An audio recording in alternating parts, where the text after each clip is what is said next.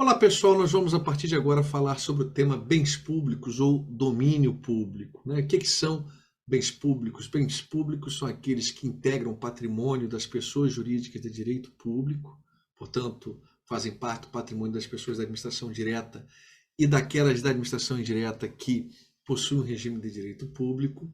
São também bens públicos aqueles que estão afetados a um serviço público, algo de interesse público, por exemplo, o STJ já reconheceu que um imóvel financiado pelo sistema financeiro de habitação é bem público e por isso não pode ser usucapido, não pode ser penhorado, enfim, tem essas restrições.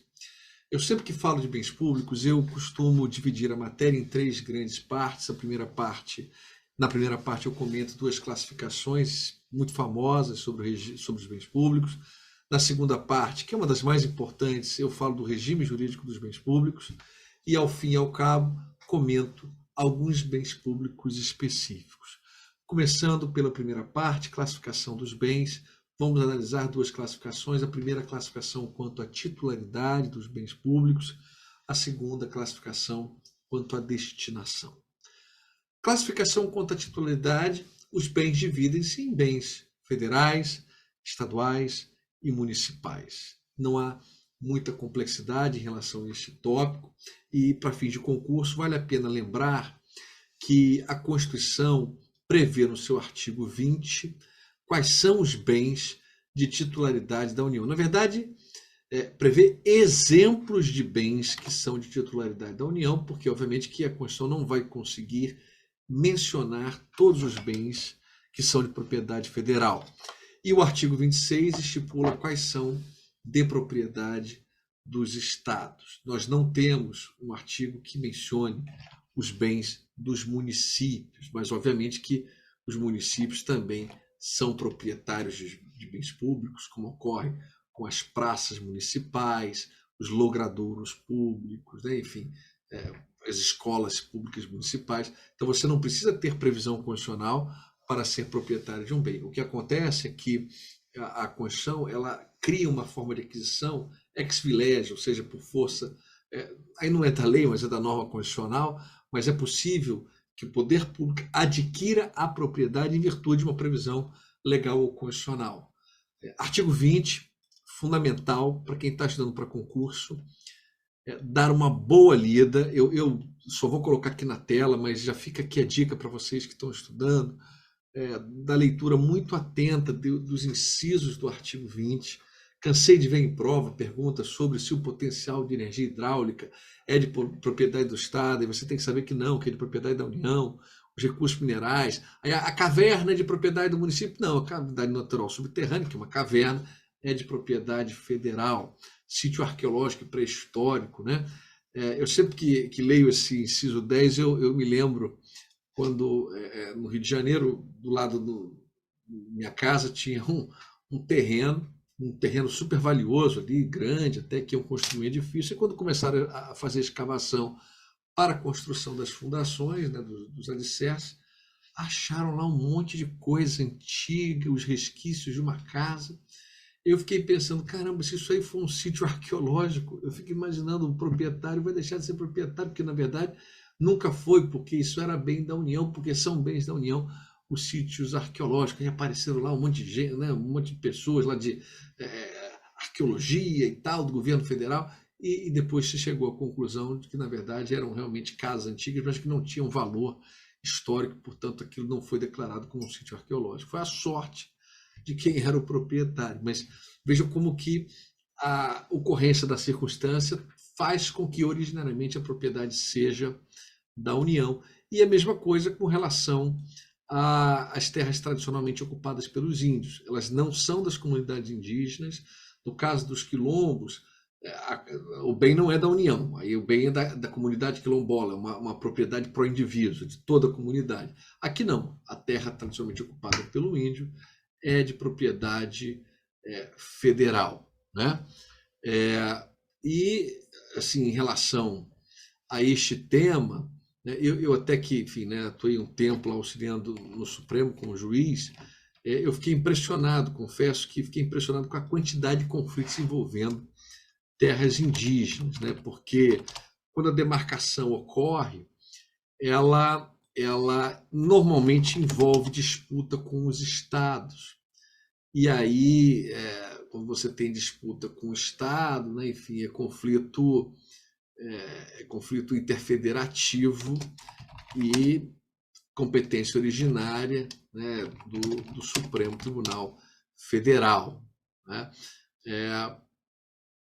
Há uma súmula do Supremo, que é a súmula 650, que essa súmula 650 menciona que as terras tradicionalmente ocupadas pelos índios não são aquelas ocupadas em passado remoto, né? Então, deixa eu até botar aqui na tela para vocês. Estou aqui. Toda vez que eu estiver digitando, pessoal, é porque eu estou pegando aqui algum texto para colocar para vocês. Não é que eu estou fazendo outra coisa, não. Eu estou, inclusive aqui, digitei aqui para compartilhar com vocês o inciso 1 e 11 do artigo 20 da Constituição Federal não alcançam terras de aldeamentos extintos, ainda que ocupadas por indígenas em passado remoto. E para o Supremo, o passado remoto é a data anterior à promulgação da Constituição de 88. Então funciona assim, tem sido assim. Depois eu vou explicar o que aconteceria se adotasse a teoria do indigenato. Mas o marco temporal da Constituição exige que, na data da promulgação da Constituição, haja uma comunidade indígena. E eu me lembro quando eu estudava os processos, as ACOs, né, ações civis originárias relacionadas a esse caso, eu sempre olhava, quando que a comunidade desapareceu do local? Se ela desapareceu do local depois de 88, porque em 88 ela estava lá, então a área é de propriedade federal. Agora, se em 1988, 5 de outubro de 88, não havia comunidade indígena lá, nós vamos presumir que a terra não é da União, e aí caberá a prova em sentido contrário, por exemplo, no sentido que a comunidade foi desapossada de maneira involuntária e tal, mas não é tão simples assim essa prova, mas esse marco temporal tem sido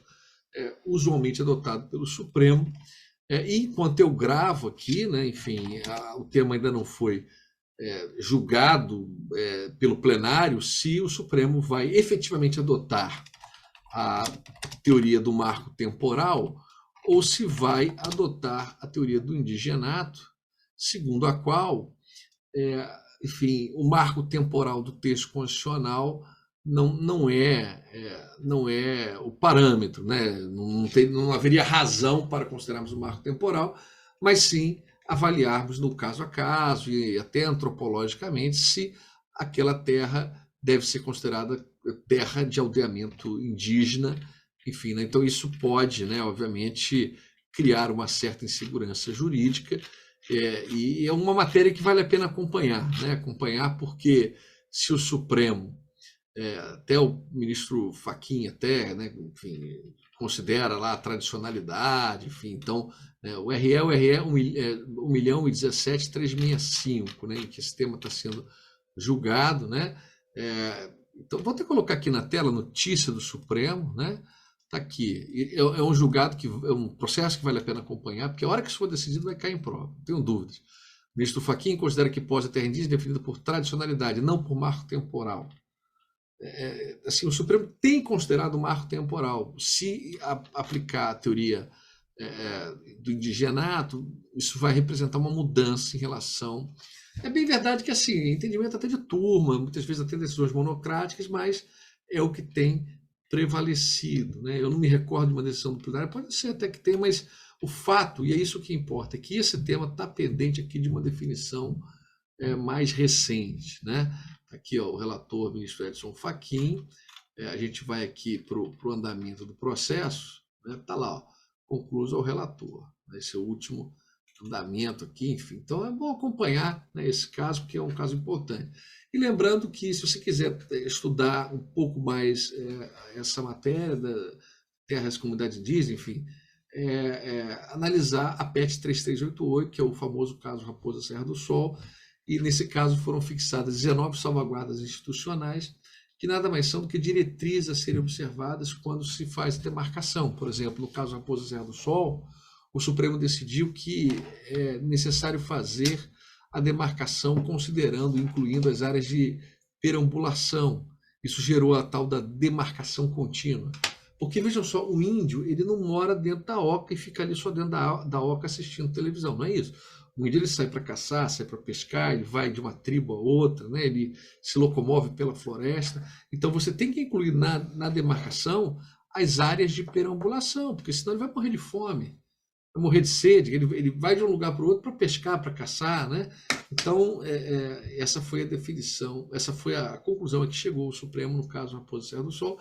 E as salvaguardas, elas tentam conciliar a necessidade de proteção da comunidade indígena por meio do reconhecimento de que a terra é da União, com a necessidade de atuação estatal. Então, por exemplo, o fato de ser comunidade indígena não impede o Estado de entrar com a Polícia Federal, com as Forças Armadas, e não precisa da anuência da FUNAI e de quem quer que seja da comunidade, porque isso é até importante para a preservação das fronteiras, né? Então, são questões relevantes em relação à comunidade, né? A questão da demarcação de terras indígenas, que é regulamentada pelo decreto 1775. Não é comum perguntar em concursos sobre o decreto, né, 1775, mas é importante saber que, enfim, né, é ele que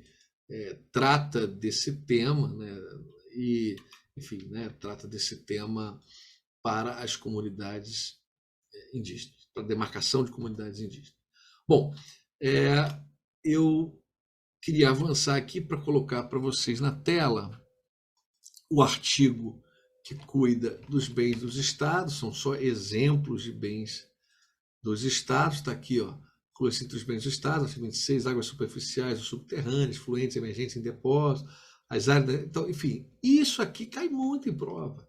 Por exemplo, terras devolutas, a gente vai ver o que são terras devolutas, mas, em regra, eles são de propriedade dos estados, excepcionalmente serão de propriedade da União. Quando é que serão de propriedade da União?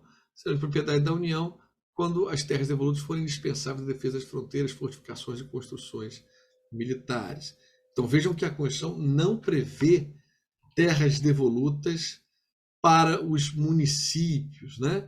Não prevê terras devolutas para os municípios, portanto, eles não possuem terras devolutas. Uma prova objetiva para dizer que não possuem, ou são da União ou são dos estados, geralmente são dos estados, mas a grande verdade é que os municípios também podem ser proprietários de terras devolutas. Isso eu não gosto nem de falar para não confundir, porque é só a gente pensar o seguinte: o que impede um Estado ou a União de alienar uma terra devoluta para o município? Né? Nada impede. Então, enfim, né?